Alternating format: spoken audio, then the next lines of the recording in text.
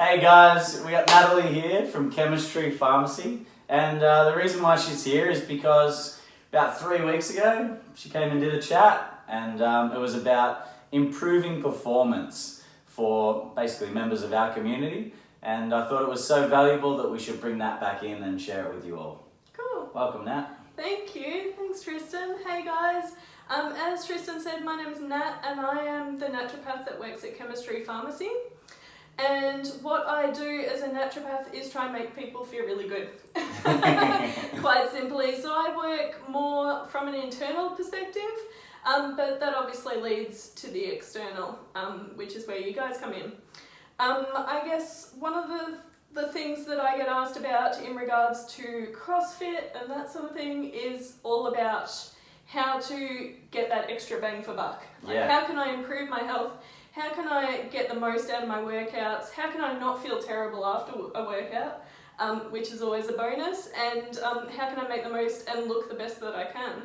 And so there's 3 things that I generally recommend. There's lots and lots and lots of things. If you look online, as Tristan would know, if you type in CrossFit, you're going to find everything about protein powders, muscle building, rest and recovery, that sort of stuff. So I'm not going to focus on that. I'm going to focus more on stress, because that plays a key role in all of our lives and every factor of our lives nowadays. I'm going to talk about fatigue, because that's really important in regards to performance. Fantastic. And I'm also going to talk about gut health, which kind of sounds a bit strange, but it'll make a does a bit. It'll make a bit more sense as we go through. So I guess the one that I'll start with is stress, which we all know is a bit of a problem. We have more stress in our lives now than we did 5 years ago, and the 5 years before that. So it's growing. Unfortunately, we're bringing in all this technology and we're trying to make our lives easier, which unfortunately seems to be making our lives harder, more complex, more stressful. So one of the things that we really want to do is lower stress levels. The reason why we worry about stress in regards to sports performance is when we're stressed, which is a natural body process, and we were made to have small amounts of stress. So when we get stressed, our body heads into fight or flight mode, which a lot of people know quite a bit about nowadays.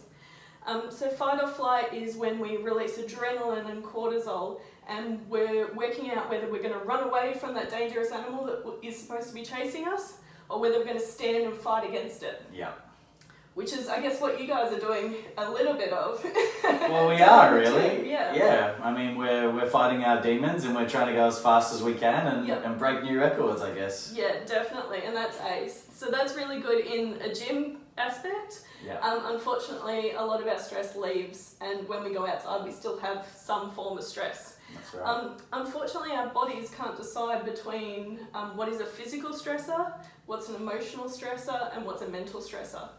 So our body has the same response to all 3 of those, which is a little bit terrifying. We haven't really evolved as much as we probably should have for our lives. But that's something that we definitely need to look at. So when we get stressed, we're releasing adrenaline, we're releasing cortisol, and we're doing all these things, and we're sending blood flow away from our internal organs, so like our digestive system and our immune system, and also our reproductive systems, our growth, our repair of muscles, and we're sending it to our arms, to our legs, to our brains, so that we're able to think clearly, we're able to fight if we need to, but we're also able to flee if need be, and that's where the blood flow to our arms and legs really comes into play. And so these are really, really important things. So when we have chronic, ongoing stress, and it can even just be low-grade stress, so things, say a 2 out of 10 scale, low-grade stress. So just general work stress? Definitely. Financial stress. Your partner's being a bit of a pain in the butt. That all plays into our stresses as well. And if we kind of have these ongoing things that are just adding to that little mountain of stress inside of us. And then we come in here and we crush it. And you come in here and you crush ourselves. Yes. And then you leave and you've still got that financial stress. You're worried about that big bill. You're worried about where you're going to go on holidays and if it's going to suit everyone. That sort of thing. These are all kind of stresses that we have in our lives. thinking about what you have for dinner. That can be a stress for someone. It can be quite stressful. So all of these things in an additive fashion are taking away from letting our body do what it's supposed to do. Yeah. And that's digest, repair, recover. Our immune system is in there as well. So our immune system is what produces inflammation. Yeah. And our body creates inflammation because it thinks there's some sort of trauma to that area. So we produce inflammation to stop infection from going throughout our body. Unfortunately, sometimes that can mean that we're producing lots and lots of inflammation, and we're not turning off those inflammation key markers because of that chronic stress. Yeah. So our body thinks that it's under stress, it's got to send lots and lots of fighting power into an area, and we're producing more and more inflammation, which, as we know from a gym perspective, inflammation is not really ideal. It's not ideal in any kind of health capacity, I guess. So we want to try and reduce our inflammation. We want to make sure that our muscles are getting enough repair. We're able to recover between workouts. Yep. We're lowering that stress level so that when we digest food, we're getting the actual nutrients out of that food, because that's the energy that we're going to need for our sports performance. And we're also recovering a bit better. So lowering our stress, even in the whole of life, is really the goal for us improving our performance. Yeah, definitely. Yeah. Definitely. And we shouldn't just pop in Nurofen and have a couple of beers. No, probably not. Yes, no. that comes up so often. Yeah. Oh no. I'll get rid of my stress, I'll just have a few drinks and, oh, my elbow hurts, I'll have a Nurofen. No. Yes, no, I hear that a lot too. So the ways that we want to focus on reducing stress is to try and avoid those Nurofen and beers, because they're just going to add to the problem, unfortunately. In the long term, they might be short term great ideas, but in the long term they're going to be a bit of a problem. And one of the most simple ways that you can lower your stress levels is by doing something fun. So this is something that Tristan really loved, that we spoke about a few weeks ago, was doing something fun lowers your stress levels. It's a form of relaxation. Yeah. If you're laughing, you're happy, you're releasing endorphins, you're also turning off that stress cascade. The benefit of having fun is generally it doesn't involve our phones, it doesn't involve social media. Yeah. We're kind of turning off, we're having a great time, we're enjoying the moment, we're being present, so we've got that mindfulness aspect in there, and it gives us a chance to just really live life and be as fun as possible, which who doesn't want fun in their Exactly. We played some down ball here the other day. It was a great time. Although I think it was called Foursquare. I don't understand that. It's down ball to me. It's down ball to me. So that's definitely one way that we can lower stress. Another way is to increase our relaxation. Yeah. And one of the simplest ways to do that is through meditation and mindfulness, which I was saying to the guys a couple of weeks ago. I'm a big meditator. I used to not be a big meditator. I definitely knew all of the benefits of meditating. However, in reality, I just couldn't do it. My brain wouldn't stop. Yeah. And since I've learnt to meditate, I found that I have more energy. I'm grabbing for less caffeine, I'm getting better sleep, which is aiding my recovery. I have more energy, I have more motivation, so I've been doing more workouts and things like that, so that's always a benefit. And this is often why people join a gym, is for all of those good feelings. Exactly. And you can do that just by sitting still. Exactly. It's shutting off your brain. Exactly. We're not trying not to shut off your brain, we're just being mindful and present in that moment. So we allow thoughts and things to come in, but we also allow them to leave our brains if possible. So meditation is a big one. Being mindful in general. So you can do mindfulness in any way. One of my clients' favourite ways is through eating. Yep. Which everyone loves to eat. Who doesn't like eating? So how do you eat mindfully? So that involves sitting down, no screens while you're eating dinner, relaxing, having a few deep breaths before you start eating, and actually noticing what is on your fork. Sounds so simple. Sounds no crazy. one ever notices what's on their fork. We just shovel it in. But no. Yep, you got it. Yeah. So we need to be a bit mindful and the easiest way is to do it while we're eating. So noticing the taste of things, the texture, chewing Chewing's a really What a concept. I know. We'll get back to chewing when I talk about Something gut I've had to improve on. Yeah, I think everyone needs to improve on chewing. So that's a really simple way, noticing what your food looks like, smelling it, acknowledging it, and also eating in a social environment. So around people who you like, ideally, that are really supportive, and that you're enjoying your food, you're enjoying that moment, because that's going to lower our stress levels. Love it. In regards to supplementation, as a naturopath, I obviously use supplementation and herbs, and herbal medicine is absolutely ace in regards to stress management. We do a lot in regards to calming the nervous system, but we do it by training your nervous system to adapt to stress and to make you more resilient to stress, which is really, really cool.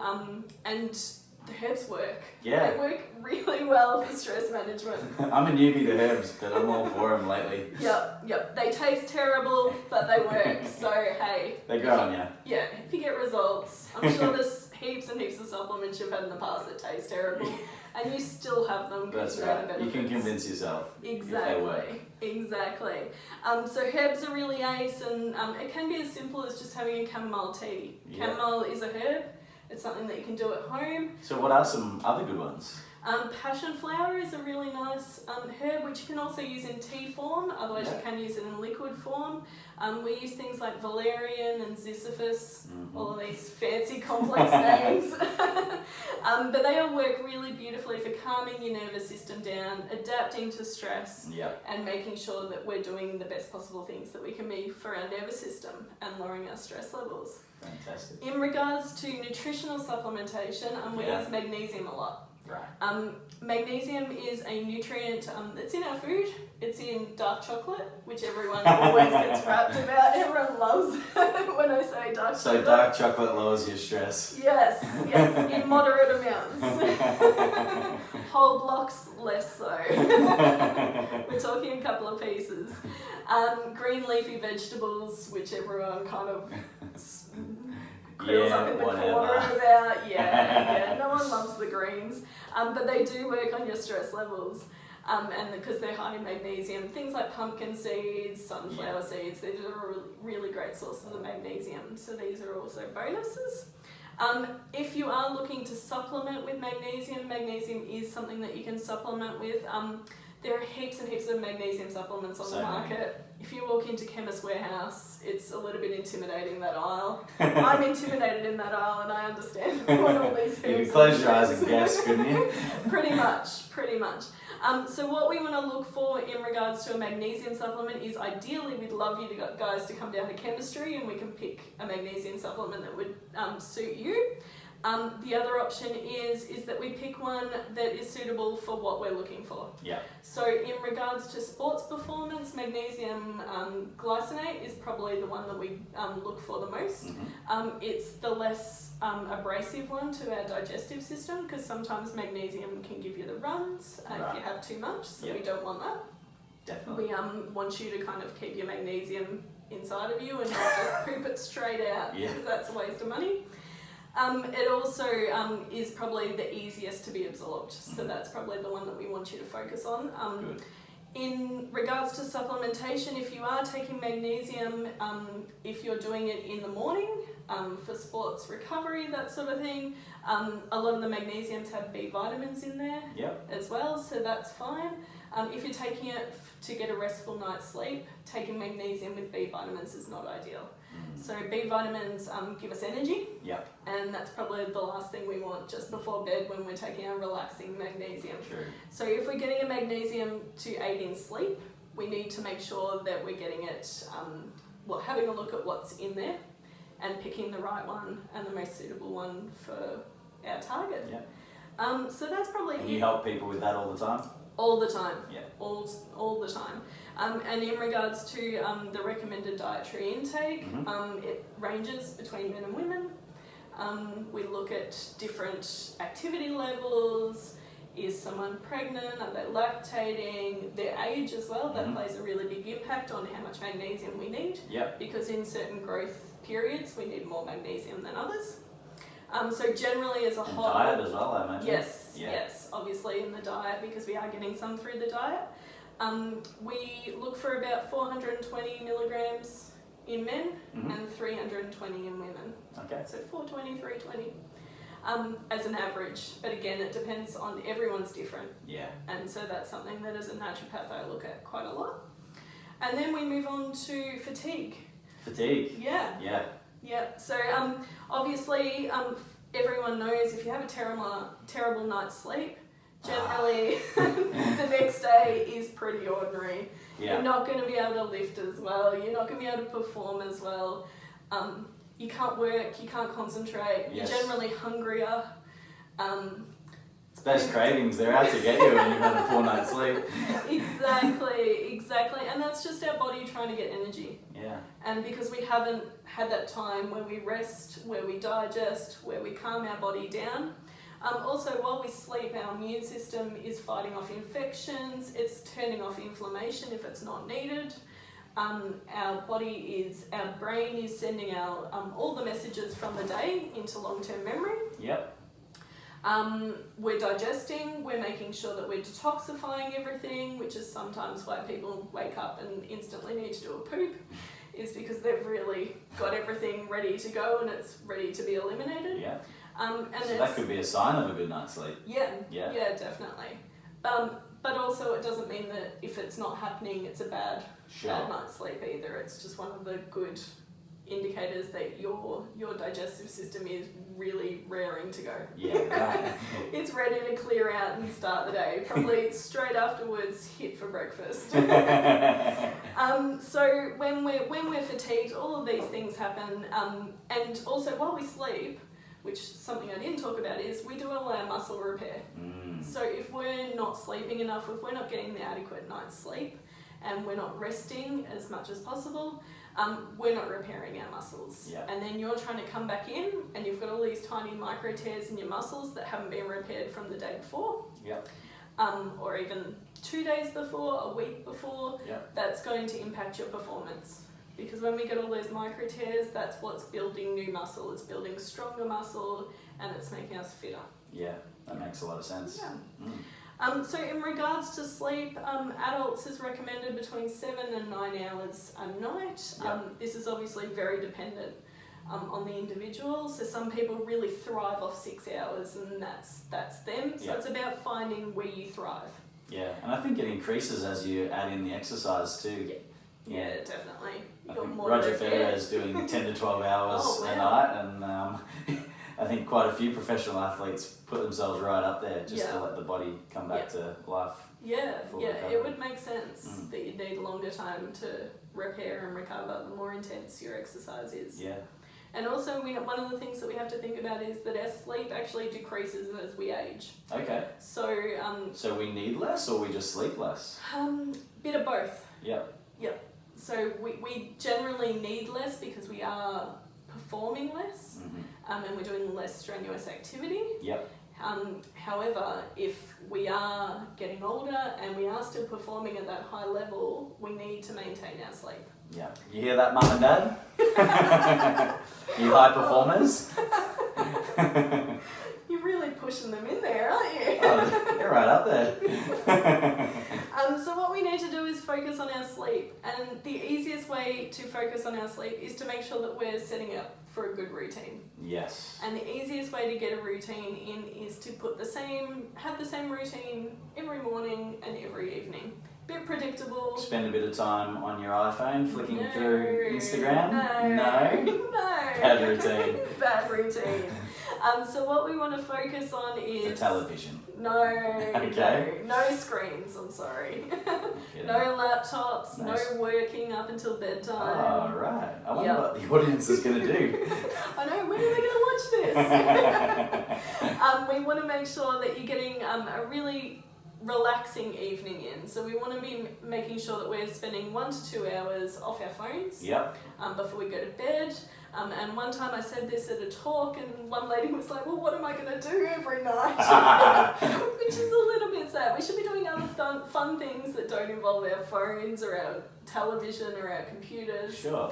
And we need these activities to be relaxing. So it could be that you go and have a nice bath with some Epsom salts, which is full of magnesium, so that's going to work on your muscle repair and relax you for sleep. It could be that you sit down with a cup of tea and a book and kind of ease into the evening. It could be that you talk to your partner. We quite often do card tournaments, which in theory sounds like a really What's nice your favourite game? We're quite into rummy. Rummy? Yeah. Okay, nice one. I'll look it up. Yeah. Unfortunately, sometimes they're a little bit too competitive when we're like getting that stimulating aspect, not the relaxation aspect. I think that's the type A personalities. So yeah, that's something that we definitely need to look at. But yeah, making sure that we've got a regular routine, because our body thrives on routine. It loves it. Our body is a machine. Yes. And so we need to treat it like a machine, and it loves routine. It doesn't like going to bed at midnight and then the next day trying to go to bed at 8 p.m. and then 10 and 12. It doesn't know what to do. Yeah. So we need to make sure that we're going to bed at a regular time, even on the weekends, so no massive rages or anything like that. We're trying to keep you as level as possible. Obviously, this is 90% of the time we're talking about. It doesn't have to be every day. And then we're talking about getting up at the same time every morning as well. And when we get up in the morning, the easiest way to get yourself up and ready is to see some form of daylight.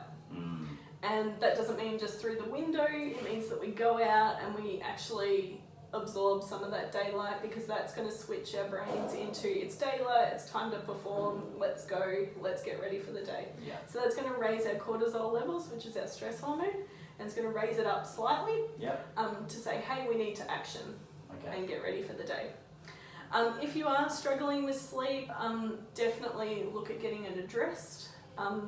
So people who wake up during the night, people who feel unrefreshed in the morning, people who have difficulty going to sleep. If your brain's a bit overactive during the night and you keep waking up and you're sitting there for hours with lists going through your head, that's the sort of things that we need to kind of get addressed. Yeah. Because that's going to impact your time here with Tristan. Yeah, absolutely. Yeah. And what do you do to deal with some of those things? Do you have a tip or two?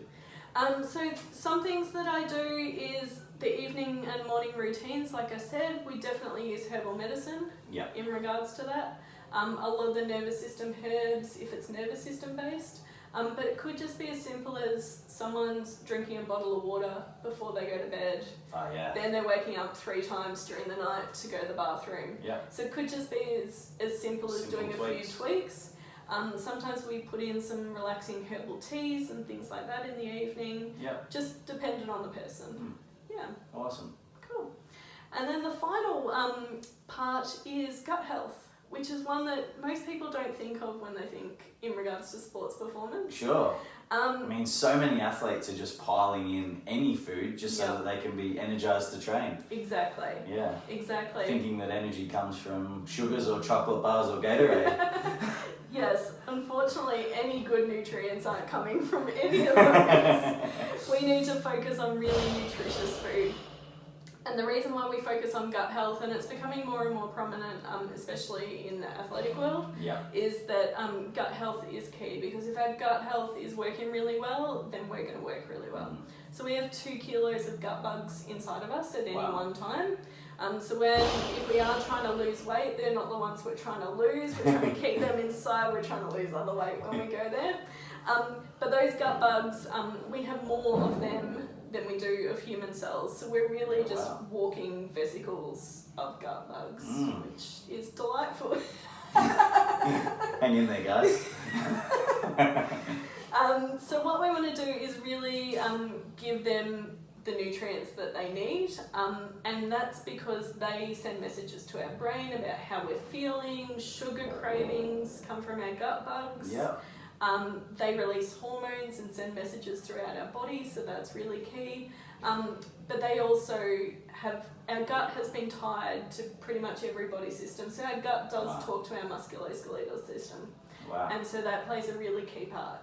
So if our gut bugs aren't happy, then we're not going to be happy. And if our gut bugs aren't happy and they're not getting the nutrients they need, our cells aren't going to have nutrients. So therefore, we're not getting the energy that we need. So it all kind of ties in. It sounds a little bit abstract, but it does really tie in. Yeah, Yep. absolutely. Yeah. So people that I see generally who are working out a lot seem to have a lot of issues with their gut. What sort of issues are we dealing with, and you know, and how we, or how do we fix them? Yeah, sure.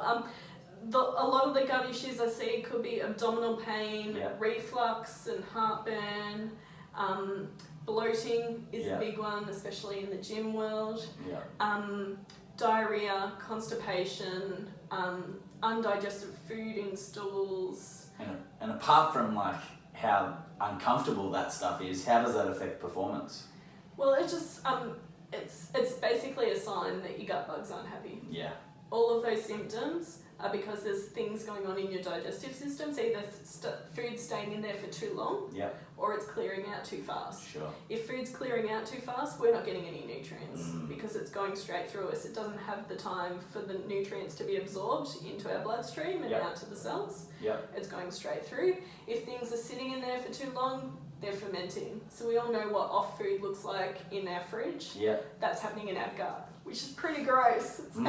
It's absolutely disgusting. Yeah. I mean. Yeah, so we want to make sure that we're kind of clearing things out at a good pace. Yeah.